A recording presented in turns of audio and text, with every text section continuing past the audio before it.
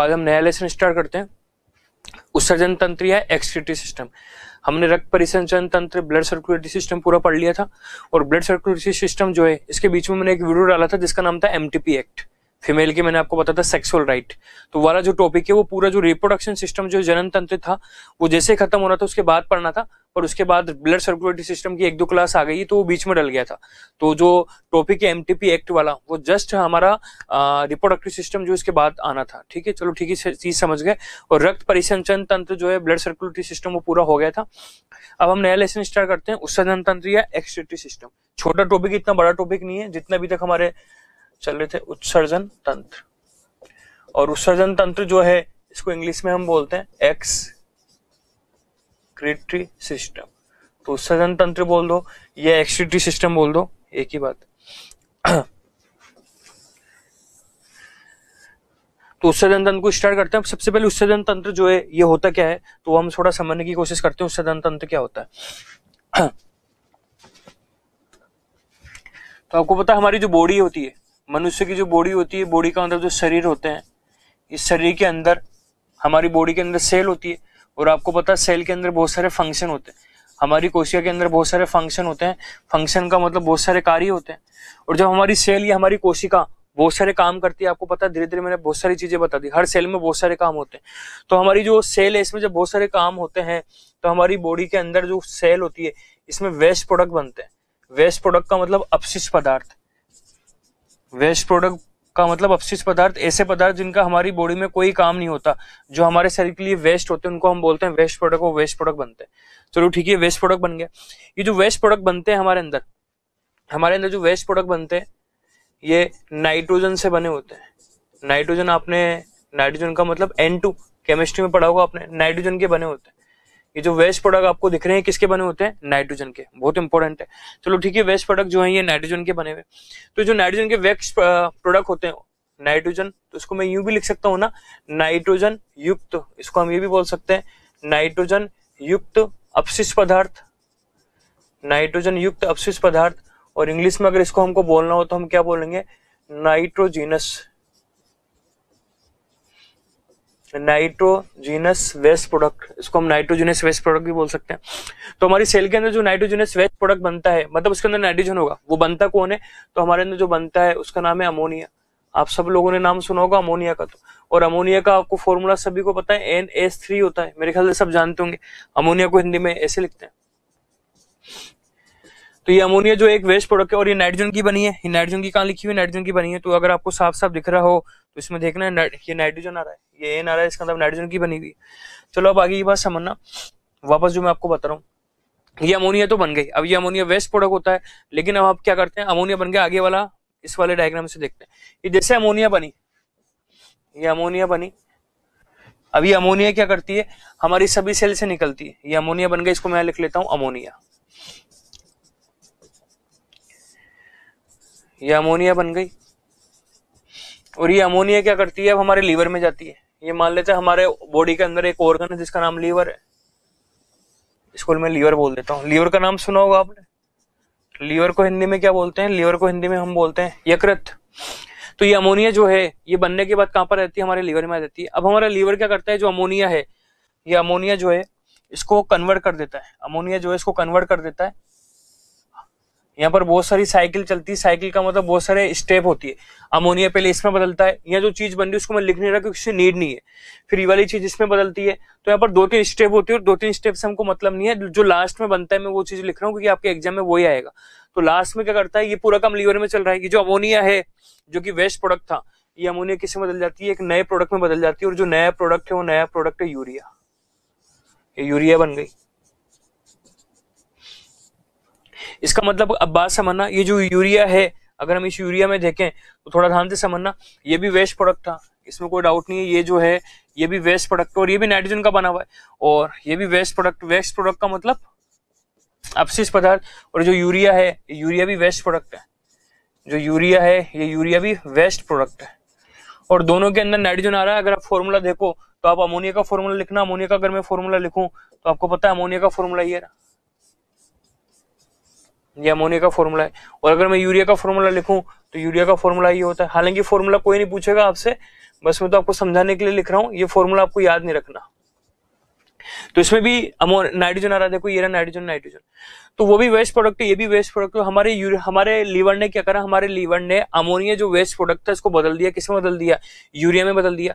और ये जो यूरिया में बदल गया, अब क्या होगा, तो इससे क्या फायदा है पहले तो मैं आपको बताता हूँ। इससे एक ही फायदा है, ये जो अमोनिया वेस्ट प्रोडक्ट है ये हाईली टॉक्सिक है। हाईली टॉक्सिक का मतलब ये जहरीला होता है, ये हमारी बॉडी के लिए जहरीला होता है। इसी कारण हमारी बॉडी लंबे समय तक अमोनिया को अपने अंदर रख नहीं सकती।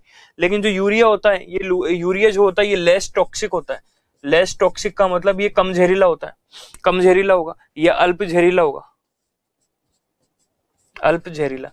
तो इससे एक फायदा हुआ कि अब हमारी बॉडी के अंदर जो है वो लेस टॉक्सिक चीज बन गई। तो अगर यूरिया हमारी बॉडी में लंबे समय तक भी रहेगा तो हमारी बॉडी का कोई नुकसान होने वाला नहीं है, क्योंकि ये ज्यादा जहरीला पदार्थ है नहीं। तो अमोनिया जो यूरिया में बनी, ये एक स्टेप से बनी है, बहुत सारी स्टेप से बनी, बहुत सारी स्टेप हुई। हालांकि मैंने लिखी एक ही स्टेप है। तो ये जो अमोनिया का यूरिया में बदलना है, इस प्रोसेस को हम एक नाम से जानते हैं। अमोनिया से जो यूरिया बन रही थी, इस पूरी प्रोसेस को हम एक नाम से जानते हैं, और वो जो नाम है उस नाम को हम क्या बोलते हैं, ऑर्निथिन साइकिल। एग्जाम में आ सकता है, हिंदी में बोलते हैं ऑर्निथिन चक्र, और इंग्लिश में अगर हम बोलें तो इंग्लिश में हम बोलेंगे ऑर्निथिन साइकिल। तो क्या आपसे पूछो कि ऑर्निथिन साइकिल या ऑर्निथिन चक्र क्या होता है, तो आप क्या बोलोगे, ऑर्निथिन चक्र का मतलब क्या होता है। ऑर्निथिन चक्र का मतलब होता है अमोनिया का किस में बदलना, अमोनिया का यूरिया में बदलना। दूसरा क्वेश्चन ये पूछता है कि ऑर्निथिन, अच्छा ये जो ऑर्निथिन है, ये इसका नाम ऑर्निथिन क्यों रखा गया, साइकिल क्यों बोलते हैं, क्योंकि इसमें जो साइकिल क्यों बोलते हैं, मैं आपको एक और बात बता देता हूँ इसका नाम साइकिल क्यों लिखा। क्योंकि जब ये शुरू होती है, ये जब प्रोसेस जो है ये शुरू होती है, तो इसमें अमोनिया जो है वो अमोनिया के साथ कौन जुड़ता है, CO2 जुड़ती है। अमोनिया के साथ CO2 जुड़ जाती है, CO2 का मतलब कार्बन डाइऑक्साइड। और जब यूरिया वापस बनती है तो यूरिया के साथ वापस CO2 बन जाती है, और ये CO2 वापस यूटिलाइज हो जाती है, दोबारा यूटिलाइज हो जाती है। दोबारा समझना साइकिल क्यों बोल रहे हैं।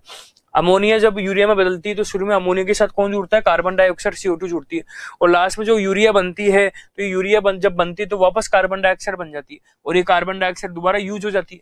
आ रहा चीज समझ में। इसका मतलब एक साइकिल चल रही है ना, साइकिल किसे कहते हैं, जहां से निकले थे वापस वहां आ जाए, इसलिए इसको हम साइकिल बोल रहे हैं। ऑर्निथिन क्यों बोल रहे हैं, क्योंकि ये पूरी स्टेप मैंने लिखी नहीं, बीच में ये जो स्टेप बची हुई है, इस स्टेप का एक प्रोडक्ट होता है जिसका नाम है ऑर्निथिन। क्योंकि इस प्रोसेस के जो ऑर्निथिन साइकिल है, इसका बीच का अगर हम उत्पाद देखें, प्रोडक्ट देखें, तो उसमें एक प्रोडक्ट ऑर्निथिन भी बनता है। इसी कारण इस साइकिल का नाम क्या लिख दिया हमने, ऑर्निथिन साइकिल। अब एग्जाम में आता है ऑर्निथिन साइकिल से क्या बनता है, तो आप बोल देना इसमें क्या बनता है, अमोनिया से यूरिया बनती है। दूसरा जो ऑर्निथिन साइकिल है, यहाँ तक की चीज समझ में आ गई। ऑर्निथिन साइकिल कहाँ होती है, ऑर्निथिन साइकिल होती है लीवर में। यहाँ तक ये जो ऑर्निथिन साइकिल है, क्योंकि इसमें यूरिया बनती है, इसी कारण ऑर्निथिन साइकिल है। इसका दूसरा नाम होता है यूरिया चक्र, इसका दूसरा नाम होता है यूरिया चक्र। और यूरिया चक्र को इंग्लिश में क्या बोलते हैं, यूरिया चक्र को इंग्लिश में बोलते हैं यूरिया साइकिल। तो सभी क्वेश्चन इंपॉर्टेंट है, तो आप जल्दी से मुझे बता दो, एग्जाम में क्वेश्चन आ जाए यूरिया साइकिल या ऑर्निथिन साइकिल कहाँ चलता है, तो आप बोल देना लीवर में चलता है। लीवर को हिंदी में क्या बोलते हैं, यकृत। दूसरा आपसे पूछ सकता है कि इसके अंदर कैसे क्या होता है, तो आप बोल देना इसके अंदर जो अमोनिया है वो किस में बदल जाती है, अमोनिया यूरिया में बदल जाती है। ये भी चीज समझ में आ गई। उसके बाद वाली चीज, अमोनिया किस में बदल गई, यूरिया में बदल गई। उसके बाद अगर हम देखें यहाँ इसके बाद वाली चीज में अगर हम देखें, अमोनिया जो है वो यूरिया के अंदर बदल गई। यहाँ पर एक बात और अगर हमसे पूछ ले कि ऑर्निथिन जो साइकिल है ये चल कहाँ रहा था, तो आप बोल देना लीवर में चल रहा था और अमोनिया यूरिया में बदल गई, और इसके बीच में कौन बनता है, ऑर्निथिन बनता है, वो पता लग गया। अच्छा एक क्वेश्चन और पूछ सकता है कि ऑर्निथिन साइकिल जो है इसकी शुरुआत करने वाले प्रोडक्ट कौन कौन से, तो आप बोल देना ऑर्निथिन साइकिल की शुरुआत किससे होती है, तो ऑर्निथिन साइकिल की शुरुआत होती है अमोनिया से। अमोनिया से स्टार्ट होगी, और आप मुझे बताना अमोनिया से स्टार्ट होती है और किससे स्टार्ट होती है, CO2 से। तो दो लोग हैं जो इसको शुरू करते हैं, अमोनिया और कार्बन डाइऑक्साइड, क्योंकि शुरू में अमोनिया मिल जाती है और अमोनिया के साथ कौन मिल जाता है, कार्बन डाइऑक्साइड। तो ये दोनों मिलके इसको शुरू कर देते हैं, किसको शुरू कर देते हैं, ऑर्निथिन साइकिल को शुरू कर देते हैं। तो यहाँ तक की चीज पूरी समझ में आ गई होगी मेरे ख्याल से। अब आगे चलते हैं, आगे ये बात सुनना। यहाँ पर मैं एक बात और बोल रहा हूँ आपको, और वो बात क्या है, तो ये हमारे अंदर यूरिया बन गया, आपको पता है यूरिया बन गई। यूरिया कहाँ बनी, कैसे बनी, ये मैंने चीज बता दी। अभी जो यूरिया है, इस यूरिया को हम हमारी यूरिन के थ्रू बाहर निकाल देते हैं। यूरिन का मतलब मूत्र से क्या निकाल देते हैं, बाहर निकाल देते हैं। इसको हम हमारी यूरिन से बाहर निकाल देते हैं। और ऐसा वेस्ट प्रोडक्ट, ध्यान से सुनना, ऐसा वेस्ट प्रोडक्ट जिसे हम हमारे यूरिन से बाहर निकालते हैं, तो इस वेस्ट प्रोडक्ट को हम बोलते हैं उत्सर्जी पदार्थ। इसको हम बोलते हैं उत्सर्जी पदार्थ। और उत्सर्जी पदार्थ को इंग्लिश में क्या बोलते हैं, उत्सर्जी पदार्थ को इंग्लिश में हम बोलते हैं एक्सक्रीटरी मैटर या एक्सक्रीटरी प्रोडक्ट। और ये अपशिष्ट पदार्थों को, ये जो अपशिष्ट पदार्थ, अच्छा ये कौन सा पदार्थ था आप मुझे बताना, ये वेस्ट प्रोडक्ट था, ये सभी को बता, वेस्ट प्रोडक्ट को इंग्लिश में हम क्या बोलते हैं, अपशिष्ट पदार्थ। तो अपशिष्ट पदार्थ को यूरिन से बाहर या बॉडी से बाहर निकालने की जो क्रिया होती है, अपशिष्ट पदार्थ को बॉडी से बाहर निकालने की जो क्रिया होती है, इस क्रिया को हम क्या बोलते हैं, इस क्रिया को हम बोलते हैं उत्सर्जन। और उत्सर्जन को इंग्लिश में हम क्या बोलते हैं, उत्सर्जन को इंग्लिश में हम बोलते हैं एक्सक्रीशन। तो कोई आपसे पूछे उत्सर्जन क्या होता है तो आप क्या बोलोगे, शरीर में पाए जाने वाले जो अपशिष्ट पदार्थ है, जिसे शरीर में पाए जाने वाले जो अपशिष्ट पदार्थ है जैसे कि यूरिया, इसको हमारी बॉडी से बाहर निकालना, जो कि हम यूरिन या मूत्र के द्वारा बाहर निकालते हैं, तो बाहर निकालने की इस क्रिया को हम क्या बोलते हैं, उत्सर्जन। और जिसे हम बाहर निकालते हैं, जिस चीज को हम बाहर निकालते हैं, उस चीज को हम क्या बोलते हैं, उत्सर्जी पदार्थ।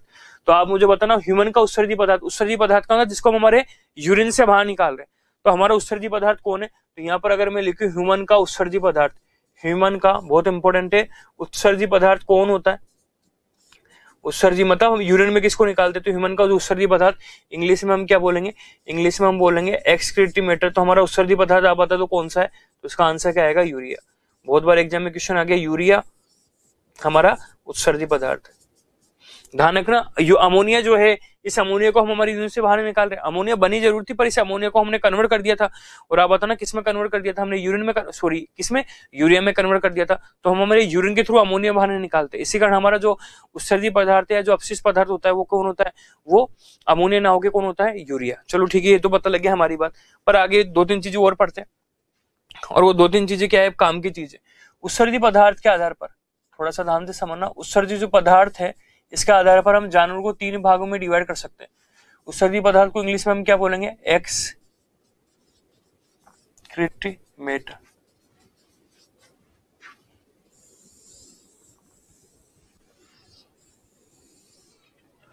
तो जो उत्सर्जी पदार्थ दिख रहे हैं, इस उत्सर्जी पदार्थ के आधार पर, उत्सर्जी पदार्थ के आधार पर हम जानवर को, अब इसमें ह्यूमन की बात नहीं कर रहा मैं, सभी जानवर ले लिया, जानवर को हम 3 भाग में डिवाइड कर सकते हैं। इंपॉर्टेंट चार्ट है। तो 3 भाग में कैसे कैसे डिवाइड कर सकते हैं, थोड़ा ध्यान से समझना। 3 पार्ट में हम डिवाइड कर सकते हैं। पहला हमारा आता है इसमें यूरियोटेलिक, और मैं आपको बताऊं हिंदी वालों के लिए भी यही वर्ड इंपॉर्टेंट है, यूरियोटेलिक। हालांकि इसको हिंदी में यूरियो उत्सर्जी भी बोलते हैं, पर मैं एक सलाह दे रहा हूं आपको, हिंदी वाले जो हैं वो भी यूरियोटेलिक ही बढ़िया रखना, क्योंकि यूरियोटेलिक जो वर्ड है ये इंपॉर्टेंट है। तो हिंदी वाले भी यूरियोटेलिक रखना। एक तो धीरे धीरे देखेंगे क्या होता है, एक होता है यूरियोकोटेलिक, एक होता है यूरियोकोटेलिक।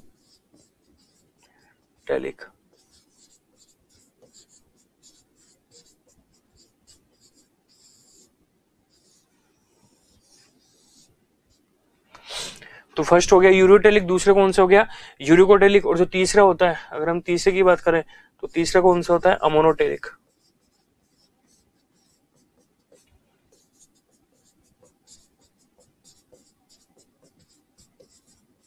तीसरा होता है अमोनोटेरिक। अब मैं धीरे धीरे बता रहा हूं, तो लिखना इसको इसी प्रकार से, इसे यूरियोकोत्सर्जी बोलते हैं, इसे अमोनोत्सर्जी बोलते हैं। हालांकि जो फेमस वर्ड है वो यही है, तो एक काम करते हैं, इसको भी हटा देते हैं क्योंकि ज्यादा फेमस वर्ड नहीं है। चलो अब स्टार्ट करते हैं एक एक करके कि में सबके अंदर क्या चीज होती है। 3 कैटेगरी हो गई। यूरियोटेलिक किसे कहेंगे, ऐसे जानवर, थोड़ा ध्यान से सुनना, ऐसे जानवर जो अपने उत्सर्जी पदार्थ के रूप में किसको बाहर निकालते हैं, यूरिया को बाहर निकालते हैं। तो जो यूरिया को बाहर निकालते हैं, जो अपने उत्सर्जी पदार्थ के रूप में यूरिया को बाहर निकालते हैं, ऐसे जानवर को हम क्या बोलते हैं, यूरियोटेलिक। ऐसे जानवर जो अपने उत्सर्जी पदार्थ के रूप में किसको बाहर निकालते हैं, यूरिक अम्ल को। तो जो यूरिक अम्ल को बाहर निकालते हैं, यूरिक एसिड, जो यूरिक अम्ल या यूरिक एसिड को बाहर निकालते हैं, हम क्या बोलते हैं, यूरिकोटेलिक। और ऐसे जानवर जो अपने उत्सर्जी पदार्थ के रूप में किसको बाहर निकालते हैं, अमोनिया को बाहर निकालते हैं। तो जो लोग अमोनिया को बाहर निकालते हैं, ये अमोनिया आ गया, तो ऐसे जानवर जो अमोनिया को बाहर निकालते हैं हम क्या बोलते हैं, अमोनोटेलिक। तो 3 टाइप के जानवर हो गए, आपको पता लग गया। यूरिकोटेलिक किसे कहेंगे, एग्जाम के लिए बहुत इंपॉर्टेंट है। ऐसे जानवर जो अपने उत्सर्जी पदार्थ के रूप में, अपने एक्सक्रीटरी प्रोडक्ट के रूप में किसको बाहर निकालते हैं, यूरिया को बाहर निकालते हैं, उन्हें हम बोलते हैं यूरियोटेलिक। ऐसे जानवर जो अपने अपशिष्ट पदार्थ के रूप में यूरिक अम्ल को बाहर निकालते हैं, बोलते हैं यूरिकोटेलिक। और ऐसे जानवर जो अपने अपशिष्ट पदार्थ के रूप में किसको बाहर निकालते हैं, अमोनिया को बाहर निकालते हैं, इसे क्या बोलते हैं हम, अमोनोटेलिक। तो 3 टाइप के जानवर हो गए, मेरे ख्याल से चीज समझ में आ गई होगी। अब आगे की बात सुनना, कौन कौन से इनके एग्जाम्पल आपसे पूछे जाते हैं, तो बहुत इंपॉर्टेंट है कौन कौन से जानवर है, तो वो हम देख लेते हैं। तो थोड़ा ध्यान से सुनना। सबसे पहले यूरिया को कौन कौन से जानवर बाहर निकालते हैं, तो मैं इनके एग्जाम्पल बता देता हूँ। तो सबसे पहला एग्जाम्पल कौन सा है इसका, मेमेलिया। मेमेलिया क्या होता है अभी मैं आपको थोड़ा सा और बता दूंगा, अभी इतनी सी बात सुनो। मेमेलिया अभी मैं आपको बता रहा हूँ। दूसरा मेमेलिया हो गया। दूसरे यहाँ पर कौन सा होता है, एम्फीबिया। अभी ये क्या होता है मैं आपको हल्का सा अंदाजा दे रहा हूँ, पहले आप मेरी बात सुन लो। एम्फीबिया, ये एम्फीबिया हो गया। एम्फीबिया को हिंदी में उभयचर भी बोलते हैं, खैर अभी हम देख लेंगे आगे उभयचर। और मेमेलिया को शुद्ध हिंदी में हम स्तनधारी भी बोलते हैं, हालांकि हिंदी वालों को भी ऐसे रखना स्तनधारी। दूसरा अगर हम देखें यूरिक अम्ल, अमोनिया को कौन बाहर निकालता है, तो अमोनिया का देख लेना। अमोनिया को कौन बाहर निकालता है, जितने भी एक्वेटिक एनिमल होते हैं। एक्वेटिक एनिमल, एक्वेटिक एनिमल का मतलब क्या हो गया, जलीय प्राणी। और जलीय प्राणी के अंदर कौन आ गया, तो जलीय प्राणी के अंदर आ गया फिश, फिशेस या मछली। ठीक है, ये कोई पूरा यूनिवर्सल नहीं है, कुछ अपवाद है, ठीक है ना। जैसे कुछ मेमल्स उधर भी आते हैं तो कुछ अपवाद है, पर मेनली अगर आपसे पूछे तो इससे ज्यादा डिटेल में आपके जाएगा नहीं। तो जैसे मैं ये जलीय प्राणी इधर आ रहे हैं, इसका मतलब ये नहीं कि सभी जलीय प्राणी ये हो गए, कुछ जलीय प्राणी ये भी निकालते हैं वो भी निकालते हैं, पर इतना डीप में आपसे जाएगा नहीं। अगर नॉर्मली आपसे पूछो जितने भी एक्वेटिक एनिमल है जलीय प्राणी किस में आते हैं, तो आप बोले ना अमोनोटेलिक आते हैं, वो अपने अमोनिया बाहर निकालते हैं। और जो यूरिकोटेलिक है, इसके एग्जाम्पल अगर हमसे पूछे तो इसके एग्जाम्पल में आते हैं एविज। अभी एविज क्या होते हैं वो मैं आपको बता दूंगा। एविज आ गए, एविज के अंदर आते हैं बर्ड्स। बर्ड्स का मतलब क्या होते हैं, पक्षी। और इसमें आते हैं रेप्टाइल्स।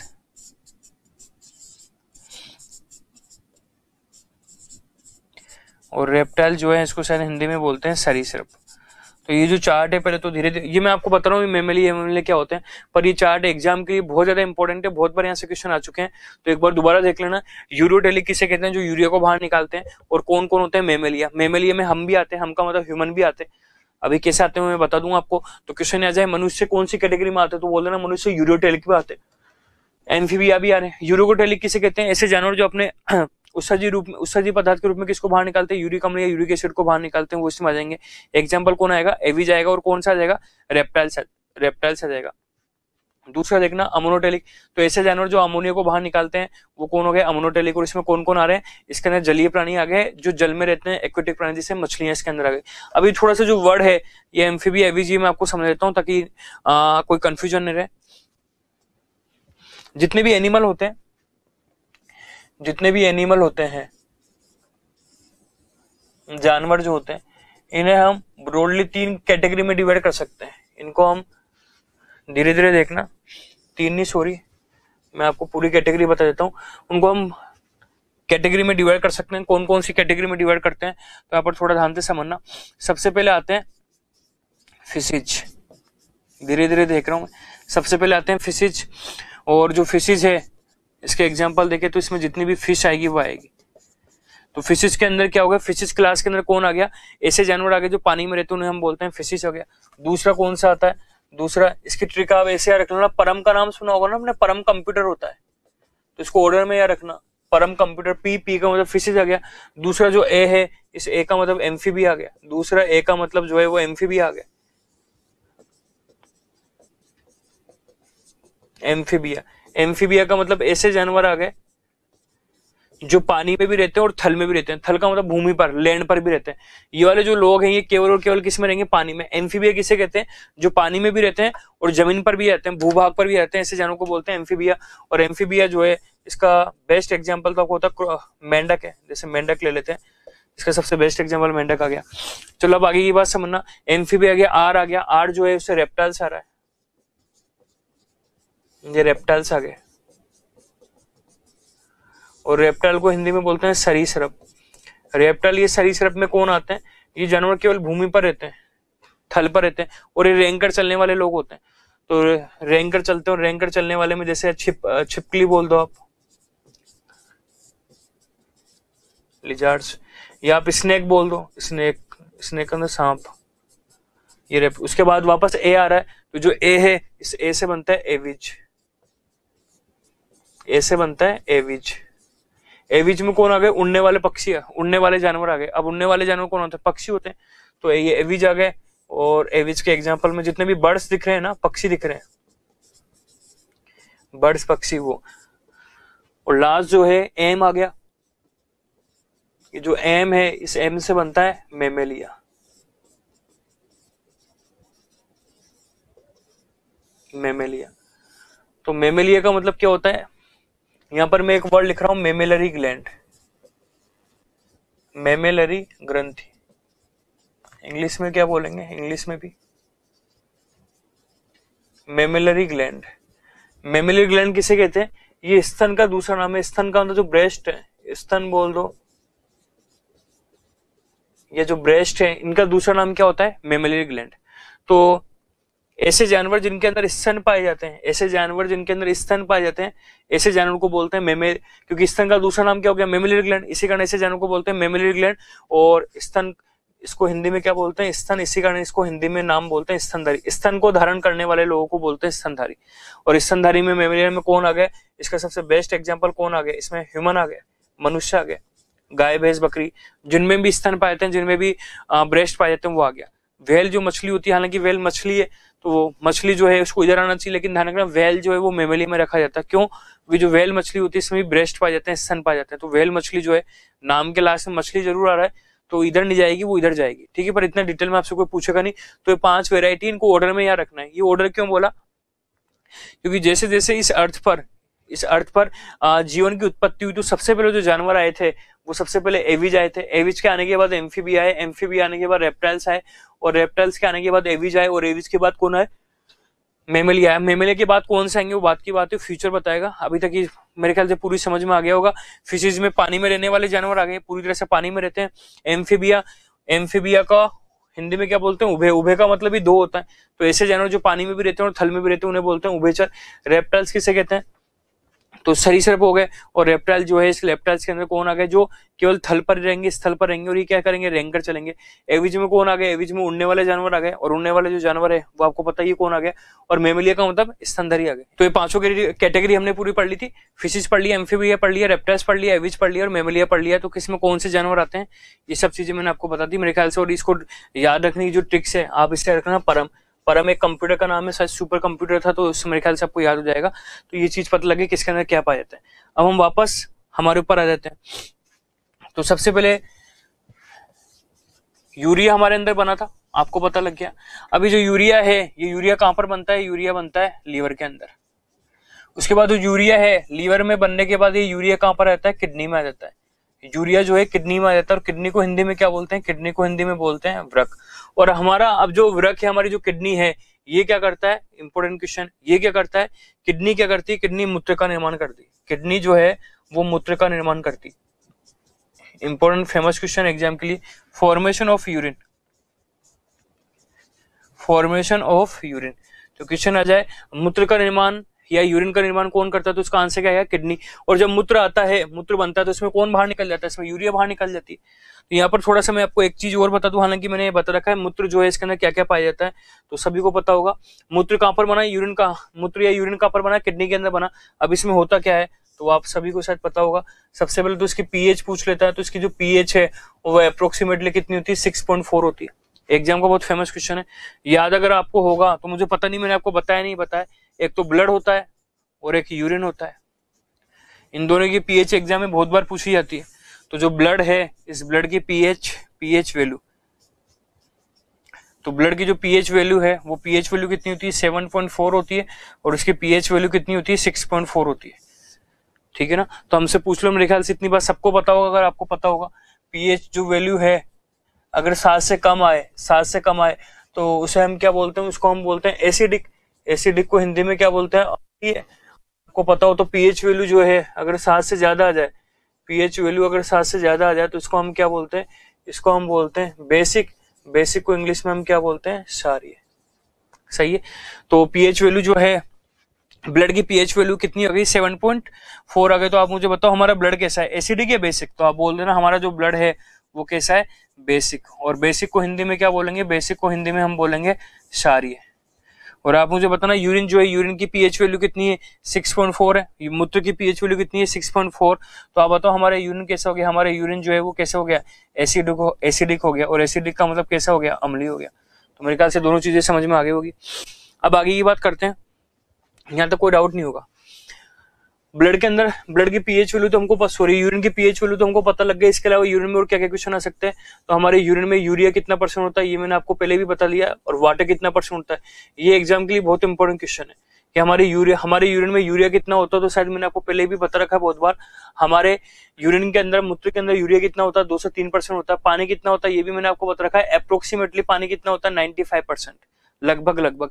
इसके अलावा भी हमारे यूरिन में पीएच तो इतना पता लग गया। इसके अलावा भी हमारे यूरिन में और भी चीजें पाई जाती है जो बहुत कम मात्रा में पाई जाती है। हालांकि उनका याद रखना इतना इंपॉर्टेंट नहीं है, पर फिर भी आप याद रख लो, हमारे यूरिन में बहुत कम मात्रा में यूरिक अम्ल भी पाया जाता है, बहुत कम, यूरिक एसिड। तो यहाँ पर कंफ्यूज मत होना। यूरिक अम्ल, आप बोलोगे सर यूरिक अम्ल भी पाया जाता है, तो हमको यूरिकोटेलिक भी होना चाहिए, क्योंकि अभी मैंने बताया ना जानवर 3 वैरायटी में होते हैं। जो यूरिया को बाहर निकालते हैं उन्हें यूरोटेलिक, जो यूरिक अम्ल को बाहर निकालते हैं उन्हें यूरिकोटेलिक बोलते हैं। पर यहाँ पर ध्यान रखना, यूरिक अम्ल हमारे अंदर निकलता है, पर बहुत कम मात्रा में निकलता है। इसी कारण हम यूरिकोटेलिक नहीं, हम यूरियोटेलिक ही, क्योंकि हम मुख्यतः किसको बाहर निकालते हैं, यूरिया को बाहर निकालते हैं। अच्छा, यूरिक अम्ल के अलावा और क्या बाहर निकालते हैं, और भी हमारी बॉडी में से बहुत से, जैसे सोडियम जो है, सोडियम थोड़ा बहुत मात्रा में सोडियम भी बाहर निकलता है, थोड़ी बहुत मात्रा में सोडियम भी बाहर निकलता है। और भी चीज बाहर निकलती है, एक वर्ड है जिसका नाम वो है क्रेटेनिन, ये भी थोड़ा बाहर निकलता है, क्रेटिनिन। तो ये जो तीनों चीजें दिख रही है ये निकलती है, पर ये बहुत अल्प मात्रा में निकलती है, ये लेस क्वांटिटी में निकलती है, तो अल्प मात्रा में निकलती है। तो यूरिन में कौन कौन होगा, तो मेरे ख्याल से अगर एग्जाम में अगर आएगा तो ये इंपॉर्टेंट है, तो आप बताना हमारे कौन कौन बाहर निकलता है। तो एक तो यूरिया बाहर निकल रही है, यूरिया आ सकता है, कितनी % होती है, प्री में बहुत इंपॉर्टेंट है। पानी बाहर निकलता है, पानी क्या आ सकता है। और इसके अलावा कौन बाहर निकल रहा है, यूरिक अम्ल निकल रहा है, सोडियम बाहर निकल रहा है, क्रेटिनिन निकल रहा है, ये अल्प मात्रा में निकल रहा है। तो मेरे ख्याल से सब चीज समझ में आगे होगी कैसे कौन बाहर निकल रहा है। अब आगे की बात करते हैं। तो यूरिन का माना वो पता लग गया, यूरिया का माना वो पता लग गया। अब हम पढ़ते हैं हमारा उत्सर्जन तंत्र। उत्सर्जन तंत्र में कौन कौन से अंग काम आते हैं। तो जो मनुष्य का उत्सर्जन तंत्र है वो किस किस से मिलकर बना होता है।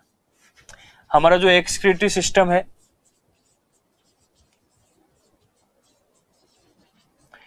इसमें कौन कौन से अंग काम आते हैं। तो पहले थोड़ा ध्यान से सुनना, मैं डायग्राम के रूप में बनाता हूं कौन कौन से ऑर्गन काम आ रहे हैं। तो पहला तो ये ऑर्गन काम आता है हमारा, नए पेज पे डायग्राम बना लेते हैं ताकि ज्यादा। सबसे पहले तो किडनी आती है हमारे अंदर, ये हमारी किडनी हो गई। 2 किडनी पाई जाती है, आपको पता है, नाम एक साथ लिख लेंगे हम, ये किडनी हो गई। किडनी के बाद दोनों किडनी से एक एक ट्यूब निकलती है। तो हमारी जो किडनी है, हमारी किडनी से एक एक ट्यूब निकलती है। तो ये किडनी से ट्यूब निकल रही है।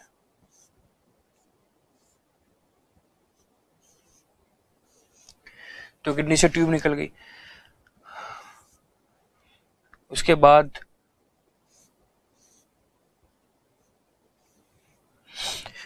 ये दोनों ट्यूब जो है एक थैलेनुमा ऑर्गन में खुलती है, सेक लैक ऑर्गन में। तो एक थैलेनुमा अंग हो गया है। और लास्ट में ये जो थैलेना का मतलब जिसमें कुछ भरा हुआ हो, सेक लैक स्ट्रक्चर। और लास्ट में से एक बड़ा सा पाइप निकल जाता है।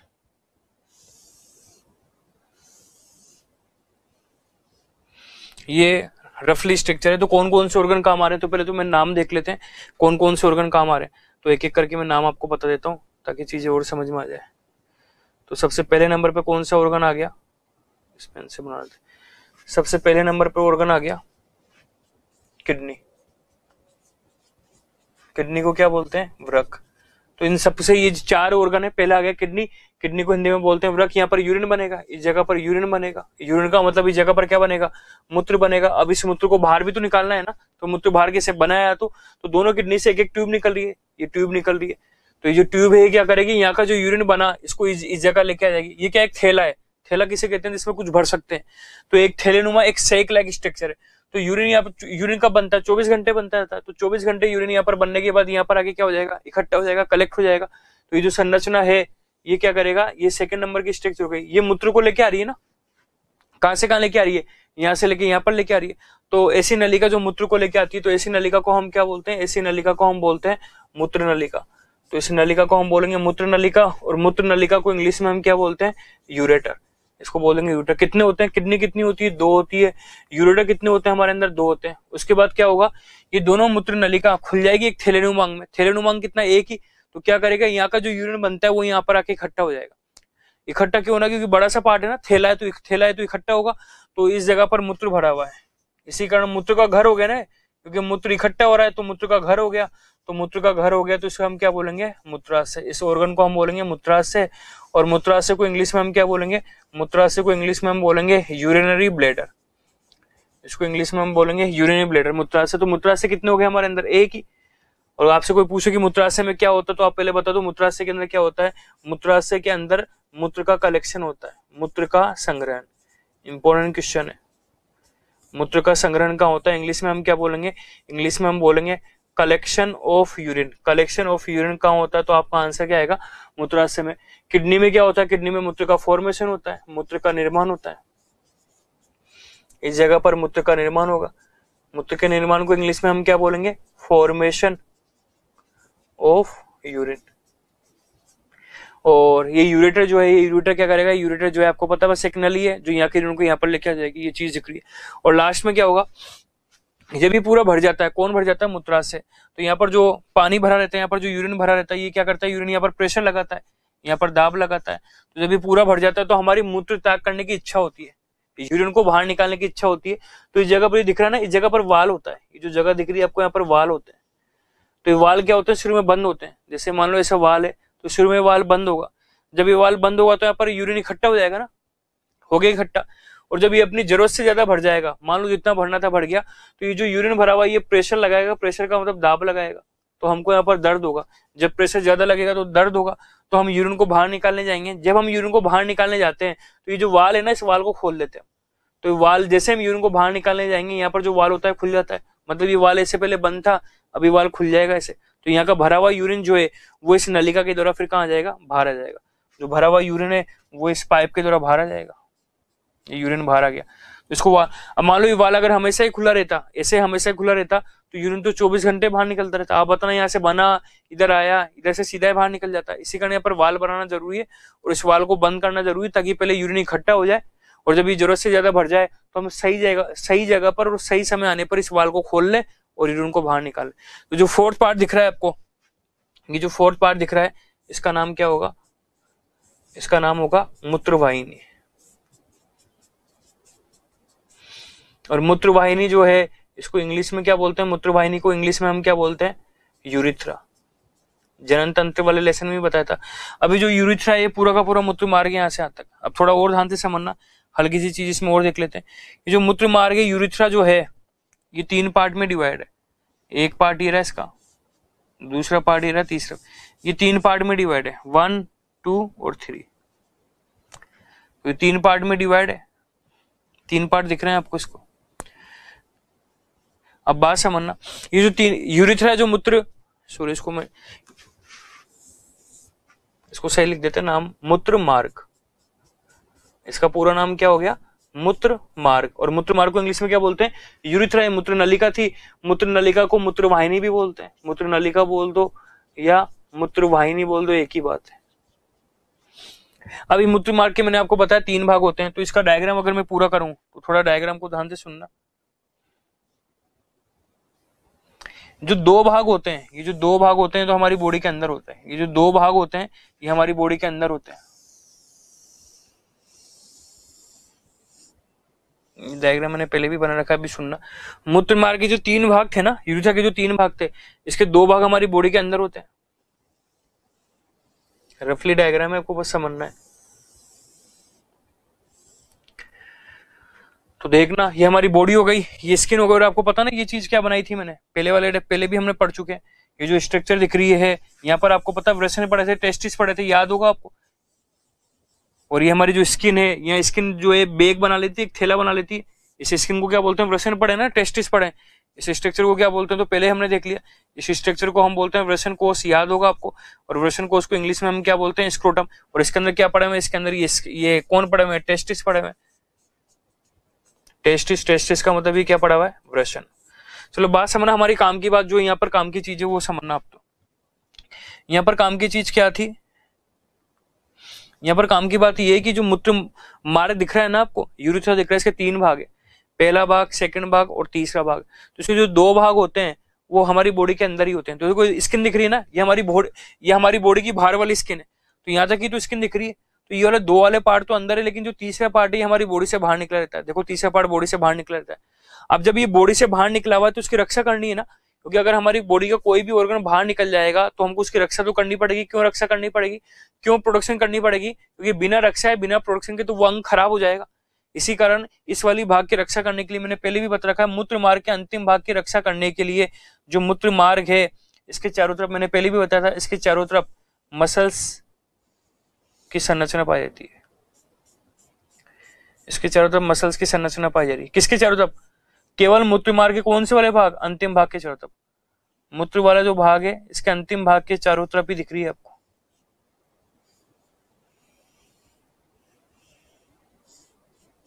ये दिख रही होगी।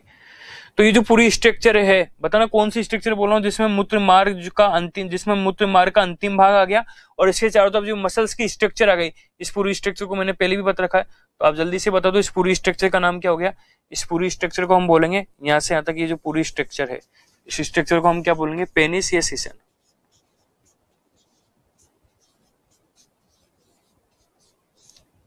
पेनिस या सीसन। तो पेनिस या सीसन में पूरा मूत्र मार्ग या पूरा यूरेथ्रा नहीं होता, केवल इसका अंतिम भाग होता है। तो मैं आपसे पूछूं कि मैं अगर आपसे पूछूं कि उत्सर्जन तंत्र में कौन कौन से ऑर्गन इंक्लूड होते हैं, जब मैं आपको बोलूं उत्सर्जन तंत्र में कौन कौन से ऑर्गन या कौन कौन से अंग शामिल होते हैं, तो आप कौन से ऑर्गन बताओगे, जिस ऑर्गन से यूरिन बना था और जो जो ऑर्गन यूरिन को बाहर निकालने में काम आते हैं। दोबारा सुन लेना, जिन ऑर्गन में मूत्र बनता है और साथ ही जो अंग यूरिन को बाहर निकालने में काम आते हैं, उन सब अंगों को मिला के बोलते हैं उत्सर्जन तंत्र। तो आप बताना हमारी बॉडी में कौन कौन से ऐसे अंग हैं जो यूरिन को बनाने में और यूरिन को बाहर निकालने में काम आते हैं, तो आप खुद बता दो। तो एक तो एक तो कौन सा होगा, किडनी में तो यूरिन बन ही रहा है ना, तो ये भी उत्सर्जन तंत्र का भाग होगा। उसके बाद यूरेटर या मूत्र नलिका, मूत्र वाहिनी, ये क्या कर रहा है, जो यूरिन बन रहा है इसको यहाँ पर लेके आ रहा है। तीसरा कौन हो गया, मूत्राशय, ये थोड़े देर तक हमारी यूरिन को इकट्ठा कर रहा है। और मूत्राशय के बाद क्या आ गया, मूत्र मार्ग आ गया। मूत्र मार्ग का मतलब यूरेथ्रा आ गई, ये यूरिन को बाहर निकालने का काम कर रहा है। और इसके 3 भाग होते हैं, मैंने आपको बता ही दिया। तो यहाँ से हमको एक चीज समझ में आ गई, हमारे उत्सर्जन तंत्र जो है इसके कितने अंग होते हैं। तो मैं अंगों के नाम लिख लेता हूँ। कितने अंग होते हैं, 4 अंग हो गए, वो मैंने सब एक्सप्लेन कर दिया आपको। तो एक बार आप दोबारा मुझे बता दो कौन कौन से ऑर्गन हो गए। तो पहला ऑर्गन तो हो गया, पहला ऑर्गन हो गया किडनी। हमारा उत्सर्जन तंत्र 4 अंगों से मिलकर बना हुआ है और 4 अंग में कौन कौन सा हो गया, पहला ऑर्गन कौन सा हो गया, किडनी हो गया। दूसरा आप मुझे बताना, दूसरा ऑर्गन कौन सा हो गया, यूरेटर हो गया। यूरेटर का मतलब कौन सा हो गया, दूसरा अंग मूत्र नलिका आ गया। और मूत्र नलिका को क्या बोलेंगे हम, मूत्र वाहिनी। और तीसरा ऑर्गन कौन सा हो गया, आप मुझे बताना। तीसरा ऑर्गन जो है वो मूत्राशय आ गया।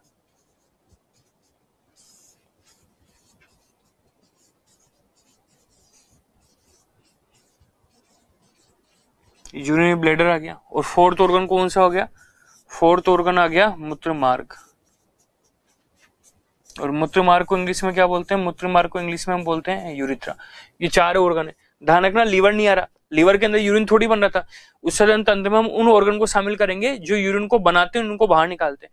लीवर नहीं आएगा, लीवर के अंदर तो यूरिन थोड़ी बना, लीवर के अंदर तो अमोनिया किसमें कन्वर्ट हुई थी, अमोनिया किसमें कन्वर्ट हुई थी, यूरिया के अंदर कन्वर्ट हुई थी। सही है, चलो ये ख्याल से ये 4 ऑर्गन समझ में आ गया। अब लेसन का नाम उत्सर्जन तंत्र था ये चीज, और उत्सर्जन तंत्र में एक्सक्रीटरी सिस्टम में कौन कौन से ऑर्गन इंक्लूड है वो पता लग गया। अब इन सब अंगों को हम डिटेल में नहीं पढ़ेंगे, इनमें से केवल एक ही ऑर्गन है जिसको हम डिटेल में पढ़ेंगे, और वो कौन सा है, किडनी। बाकी 3 को हमको डिटेल में नहीं पढ़ना। क्यों नहीं पढ़ना, क्योंकि इनके काम मैंने आपको बता दिया। कोई आपसे पूछे यूरेटर या मूत्र वाहिनी या मूत्र नलिका क्या करती है, आप बोल रहे हैं यूरिन को बाहर निकालती है। कहां से कहां लेके जाती है आप बता दो। ये यूरिन को किडनी से निकालते और कहां पर लेके आती है, मूत्राशय यूरिनरी ब्लैडर में लेके आती है। दूसरा बता दो, मूत्राशय जो है यूरिनरी ब्लैडर, ये क्या काम करता है, यूरिन को कलेक्ट करता है, ये यूरिन को संग्रह करता है। और मूत्र मार्ग क्या काम था, मूत्र मार्ग या यूरेथ्रा क्या करता है, ये मूत्राशय के अंदर जो यूरिन भरा हुआ था, यूरिनरी ब्लैडर के अंदर जो यूरिन भरा हुआ था, उसको बाहर निकालने का काम करता है। तो अब डिटेल में हमको किडनी पढ़नी है।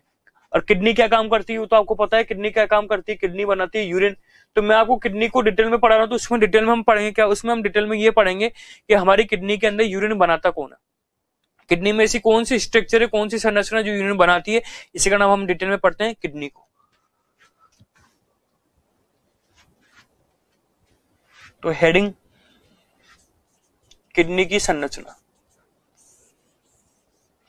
किडनी या किडनी की संरचना पढ़ लेते हैं। इंग्लिश में क्या बोलेंगे हम,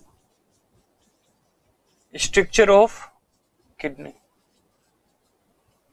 और किडनी को हिंदी में क्या बोलते हैं, किडनी को हिंदी में सभी को पता है ना, वृक्क बोलते हैं। किडनी को हिंदी में वृक्क बोलते हैं। चलो ठीक है, अभी समझ में आ गई। अब आगे की बात सुनना।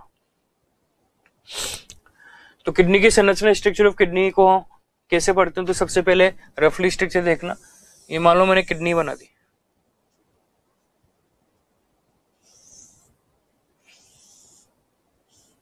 नहीं तो आपको पता है यूरेटर है, मूत्र नलिका, ये हमारी किडनी है। अब इस किडनी में अगर हम किडनी को सही से देखें तो हमको पता लगेगा हमारी किडनी जो है, मैं डायग्राम धीरे धीरे बनाते जा रहा हूँ, हमारी किडनी जो है, इस किडनी में बहुत सारी नलिकाकार संरचना पाती है, ट्यूब लाइक स्ट्रक्चर है। हमारी जो किडनी है, इस किडनी में बहुत सारी ट्यूब लाइक स्ट्रक्चर है। ट्यूब दिख रही है ना, ये ट्यूब का मतलब नलिका दिख रही है, हालांकि इसकी शेप अलग अलग है। तो हमारी जो किडनी है, इसके अंदर बहुत सारी नलिकाकार संरचनाएं पाई जा रही है, दिख भी रही होगी आपको, बहुत सारी है, मैंने इतनी सी बना दी। तो हमारी जो किडनी है, इस किडनी के अंदर बहुत सारी नलिकाकार संरचनाएं, नलिकाकार संरचना का मतलब ट्यूब लाइक स्ट्रक्चर पाई जा रही है। तो मैं इसको लिख देता हूं,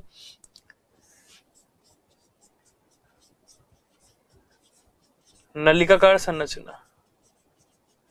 और नलिकाकार संरचना को इंग्लिश में हम क्या बोलेंगे, ट्यूब लाइक स्ट्रक्चर। तो हमारी किडनी में अनेक ट्यूबलाइक संरचना पाई जाती है। ये जो ट्यूबलाइक स्ट्रक्चर होती है, इसी ट्यूबलाइक स्ट्रक्चर में यूरिन बनता है। अभी तक मैंने क्या बताया था, अभी तक मैंने आपको बताया था यूरिन कहाँ बनता है, मूत्र कहाँ बनता है, तो आपने आंसर कहाँ दिया था, किडनी में। अब किडनी में भी कहाँ बनता है, तो किडनी में भी यूरिन जो है वो कहाँ पर बनता है, तो आप बता दो यूरिन कहाँ बनेगा, इन नलिकाकार संरचनाओं में बनेगा। तो ये जो नलिकाकार संरचना है, इनको हिंदी में क्या बोलते हैं, वृक्क नलिका। हिंदी में इनको बोलते हैं वृक्क नलिका, क्योंकि वृक्क के अंदर पाई जाने वाली नलिका है ना, तो हिंदी में बोल देंगे वृक्क नलिका। और इंग्लिश में क्या बोलेंगे इसको, बहुत इंपॉर्टेंट नाम है, इंग्लिश में इसका नाम होता है नेफ्रॉन। तो हिंदी वाला आजकल तो नेफ्रॉन ही वर्ड इतना फेमस हो गया कि हिंदी वाले भी नेफ्रॉन ही याद रख रहे हैं, तो नेफ्रॉन वर्ड इंपॉर्टेंट है।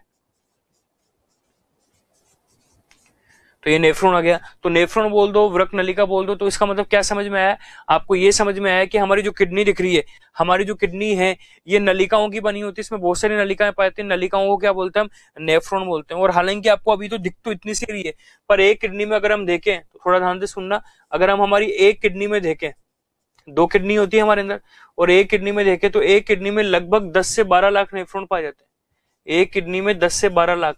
देखो ये तो एक किडनी में मैंने यहाँ पर 3-4 ही बना दिए, मतलब 5-6 बना दी, तो इसको देख के ये मत बोलना कि एक किडनी में 5-6 बनाए जाते हैं।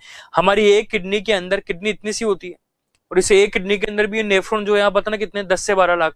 तो 2 किडनी है ना हमारे अंदर, तो आप बताओ तो 2 किडनी के अंदर कितने होंगे, 20 से 24 लाख हो जाएंगे। तो उसका नेफ्रॉन, इसका मतलब ये हो गया कि हमारे अंदर जो नेफ्रॉन है वो बहुत सारे होते हैं। दूसरा आप मुझे बताना, किडनी के अंदर जो है, किडनी जो है, इस किडनी के अंदर क्या बनता है, यूरिन बनता है, किडनी में यूरिन बनता है, सही है। अब आपसे और डीप में आपसे क्वेश्चन पूछ ले, यूरिन का फॉर्मेशन कहाँ होता है, तो आपने बोल दिया किडनी में, पर आपसे और ज्यादा डीप में जाके पूछ ले किडनी में भी कहाँ होता है, तो अब आपको किडनी के अंदर की बात पता लग गई। तो यूरिन का निर्माण किडनी में होता है, पर किडनी में भी कहाँ होता है, किडनी में भी कहाँ होता है, नेफ्रॉन में होता है। किडनी में भी कहाँ होता है, नेफ्रॉन में, यूरिन का निर्माण, फॉर्मेशन।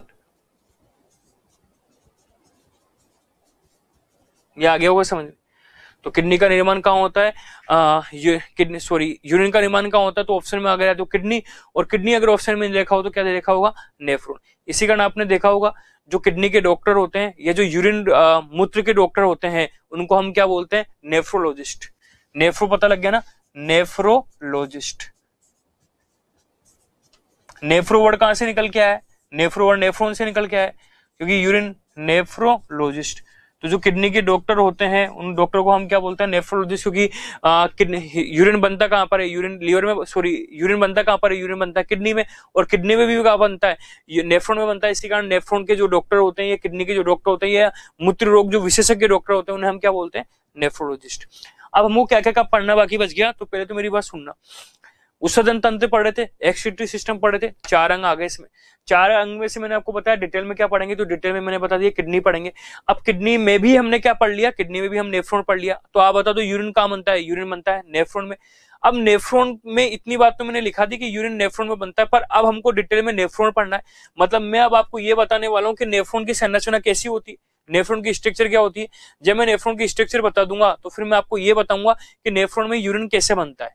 पूरी हमको मूत्र की क्रियाविधि पढ़नी पड़ेगी, मैकेनिज्म ऑफ यूरिन पढ़ना पड़ेगा, और उसके बाद फिर मैं आपको ये बताऊंगा कि मूत्र से संबंधित कौन कौन से रोग होते हैं, कौन कौन सी डिजीज होती है जो केवल यूरिन से रिलेटेड है। तो इन सब चीजों को हम पढ़ेंगे नेक्स्ट क्लास में। Thank you.